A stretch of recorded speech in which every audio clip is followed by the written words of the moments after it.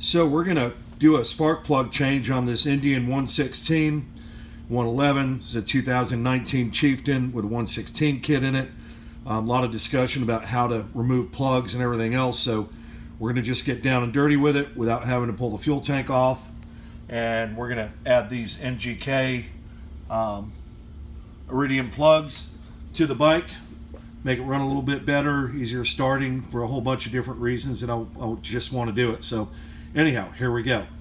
First things first, we have removed the spark plug boot. As you can see, it's long and obnoxious.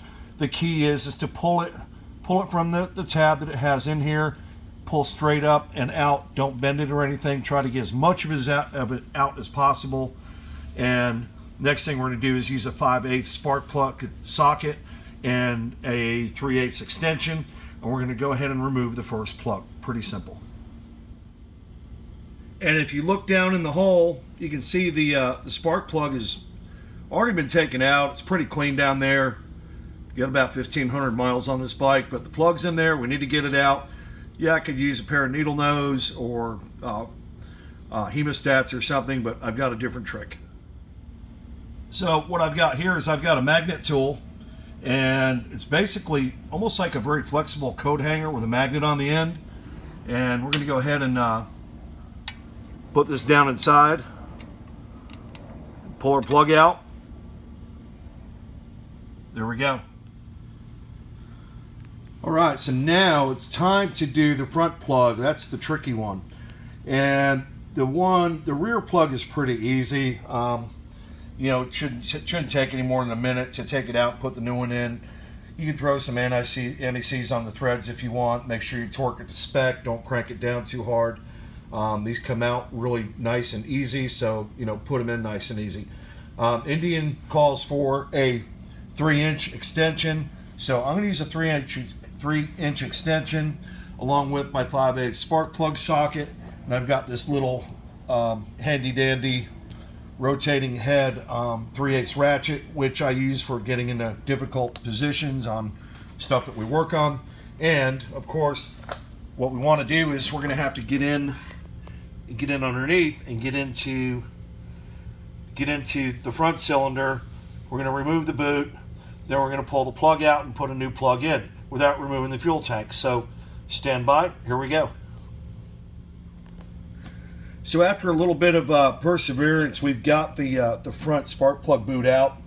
And as you can see, they've actually labeled it front in nice big letters, so shouldn't be any question as to which jug it has to go back into.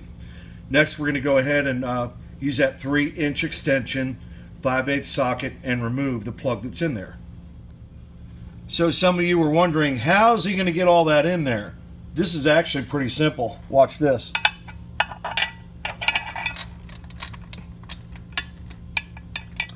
And as you can see, it's bottomed out on the spark plug, so it does fit. This will work really nice. We're going to use our Uber flexible ratchet to kind of lock in, and everything is seated really nice and didn't take much effort. It's coming out already.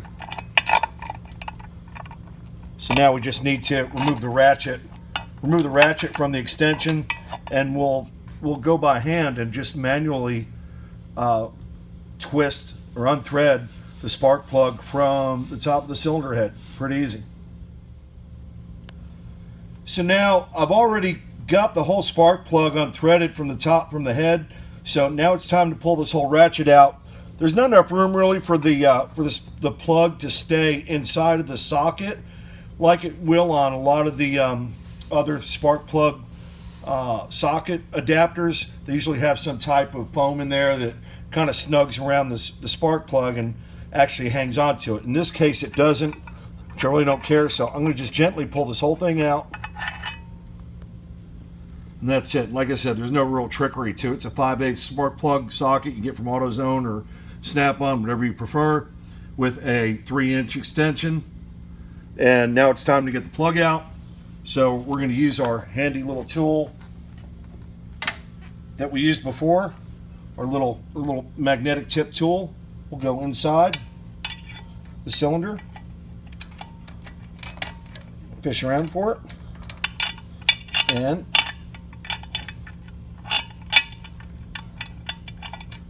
got sideways on it. Not good.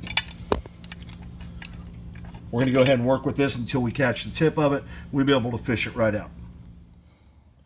So this is what we'll do is we put the magnetic tool down into the cylinder and pull the old plug out. It's that easy. No tank removal required. Now what we've done is I've put the spark plug back into the hole very gently, and I've used my index finger to kind of move it around a little bit and let it line up with the hole in the top of the cylinder. So now I'm going to go ahead and put my extension in with my 5/8 socket, and I'm going to go ahead and let it seat all the way to the bottom. It'll catch the tip of the plug, force it in towards the middle of the socket so it kind of lines up really nice, and then we'll let gravity be our friend, and we'll just kind of gently turn this in clockwise to get the plug started. We're not going to use any force. We're not going to force it. It's a very gentle process, and it doesn't take long. So I'm going to go ahead and work on that and be back in a minute. So once you start threading this in by hand, you'll see the end of the 3/8 ratchet extension drops down into the hole, and right now it's been spinning in a little bit. It's finger tight. Sometimes you can hear a little bit of squeaking that indicates that it is threaded in, it's going in properly. And when we first started, it was actually out a bit. It was out about 3/4 of an inch. So again, as it starts threading in by hand, it'll drop down. You don't have to worry about hurting anything as long as you do it by hand. Don't force it with a ratchet or don't try to push it in. The biggest thing to do is to get the bottom of the spark plug lined up with the hole in the head and gently just feed it evenly and steady by hand, and it'll start to thread in. And as you can see, I've got this in here. Flex head ratchet's in there. Socket sitting square. I can give it a little bit of a snug turn on it, and I'll throw a torque wrench on it here shortly. But that's pretty much it. Now I can remove my ratchet. I can pull the socket out with the extension. I'm not going to hurt the paint on the tanks. Just pull it out gently and protect it, and you're good to go. Last but not least, we'll have to put this monster back in, and what I'll do is I'll just gently wet the outside of it so it'll slide down in there nice and easy. I don't want to bend it too hard.